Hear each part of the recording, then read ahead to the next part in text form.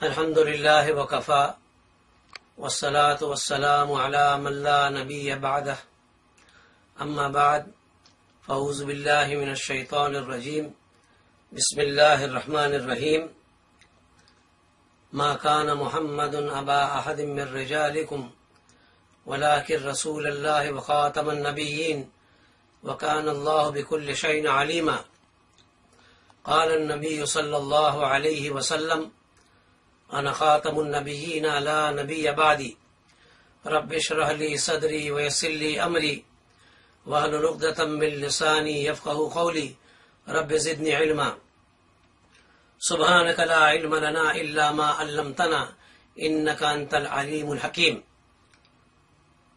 بزرگان محترم، عزیزان مکرم، عزیز بھائیوں، دوستوں، صاحبوں اور خواتین، ہماری بہنیں، مائیں، بہنیں، تمام لوگوں کو ختم نبوت چینل کی جانب سے میں خوش آمدید کہتا ہوں. پچھلے 2 مواقع پر یوٹیوب پر میرے ویڈیو لگائے گئے ہیں، اپلوڈ کیے گئے ہیں. ان میں ایک پہلا ویڈیو تو ریاض الدین احمد صاحب نے ایک پرائیویٹ چینل پر میرے ساتھ ایک انٹرویو کیا تھا، اور ایک دوسرا ویڈیو ہم نے اپنے مرکز میں بنایا. تو مجھے اندازہ یہ ہو رہا ہے کہ قادیانیوں کا رد عمل بہت شدید ہے. ظاہر ہے کہ ان کو کچھ تکلیف ہوئی ہوگی، اور تکلیف بھی لیڈرشپ کو ہوئی ہے. عام قادیانی نہ تو اپنے عقائد سے واقف ہیں، نہ انہوں نے کتابیں پڑھی ہے. وہ اندھی تقلید میں اپنے کفر میں مرتکب ہو رہے ہیں، کفر پر مرتکب ہو رہے ہیں. یہ مجھے اندازہ ہے اس کا. کسی قادیانی نے مرزا غلام احمد کی کتابیں پڑھی نہیں ہے، بہت کم لوگ ہوں گے. میں نے ایک حقیقت الرؤیا کا حوالہ، حقیقت الرؤیا مرزا بشیر الدین محمود احمد خلیفہ دوم، اس کی ایک کتاب حقیقت الرؤیا کا ایک حوالہ پیش کیا تھا. اس کا جواب انہوں نے خود دینے کے بجائے مرزا طاہر کی ایک پرانی ریکارڈنگ لگا دی میرے ساتھ، میرے ویڈیو کے ساتھ لگا دی انہوں نے. مرزا طاہر نے حقیقت الرؤیا مرزا بشیر الدین محمود کی کتاب کا حوالہ دوبارہ پڑھا، انکار نہیں کیا اس نے، بلکہ اس نے حوالہ پڑھا اور حوالہ پڑھ کر تعویل کرنے کی ناکام کوشش کی. لیکن اس کوشش میں بھی آخر کار اس کو اقرار کرنا پڑا. اقرار یوں کیا کہ ظاہر ہے کہ جناب نبی کریم محمد رسول اللہ صلی اللہ علیہ وسلم کو 1400 سال تقریباً گزر گئے ہیں، اور مرزا قادیانی کے زمانے میں 1300 سال گزر گئے تھے. تو 1300 سال بہت دور کا زمانہ ہو گیا ہے. تو اس میں اس کا مفہوم بیان کر رہا ہوں جو مرزا طاہر نے بیان کیا تھا. 1300 سال میں کچھ بدیاں پیدا ہو جاتی ہے، جس طرح حضرت ابراہیم علیہ الصلوۃ والسلام انہوں نے خانہ کعبہ کی تعمیر کی، اور حضرت محمد مصطفیٰ صلی اللہ علیہ وسلم تک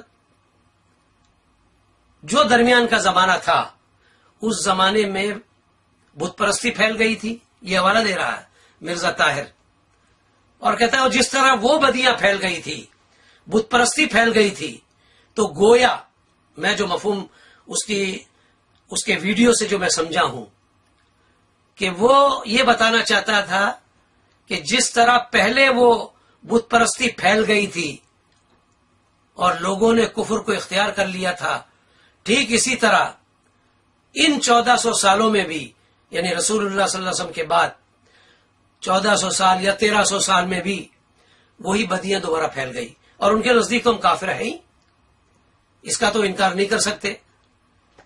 ان کی اکثر کتابوں میں ہمیں کافر قرار دیا گیا ہے، کافر لکھا گیا ہے، اور کھلے اور واضح الفاظ میں لکھا گیا ہے۔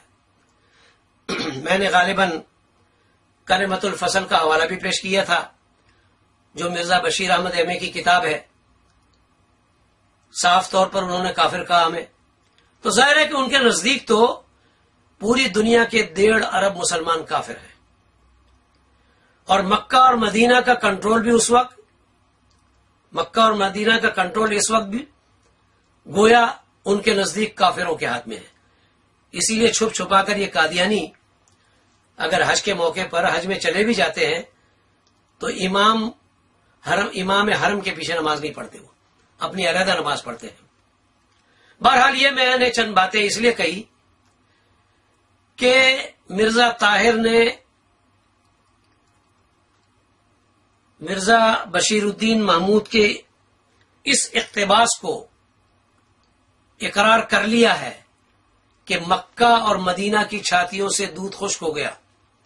آپ پڑھ لیجئے گا، اور میں انشاءاللہ اس کے ساتھ پیسٹ کروں گا یوٹیوب میں، اسی حوالے کے ساتھ میں پیش کروں گا، تو آپ سن لیں۔ کھل کر کے اعتراف کیا ہے، اس نے اقرار کیا ہے۔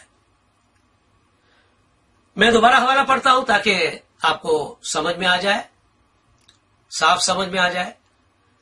اور پہلی بات یہ ہے کہ یہ جو حوالے ہیں یہ کسی اور زبان میں نہیں ہے، نہ انگریزی میں ہے، نہ عربی میں ہے، نہ فرانسیسی میں ہے، یہ تو اردو میں ہے، اور اردو میں صاف ستھری زبان ہے، اور صاف ستھری زبان میں مرزا بشیر الدین محمود کا حوالہ لکھا گیا ہے۔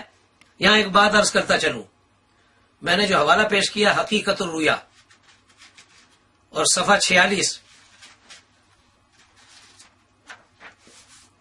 اس کے 2 پارٹ ہیں، 2 حصے ہیں۔ دراصل یہ تقریر ہے مرزا محمود کی، جو اس نے 27 دسمبر 1917 کو قادیان کے سالانہ جلسے پر ظہر سے پہلے اس نے یہ خطاب کیا۔ تو یہ جاتا ہے صفحہ تقریباً، میں آپ کی خدمت میں اس کو بتاؤں،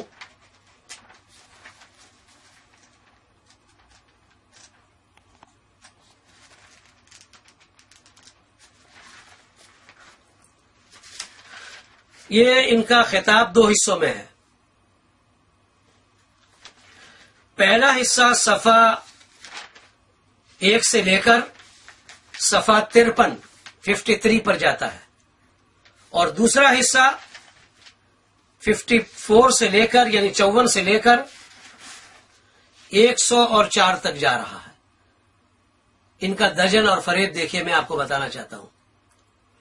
جو حوالہ میں اب دوبارہ پڑھوں گا، پہلے بھی پڑھ چکا ہوں، دوبارہ پڑھوں گا، تو جس حوالے پر ہمیں اعتراض ہے،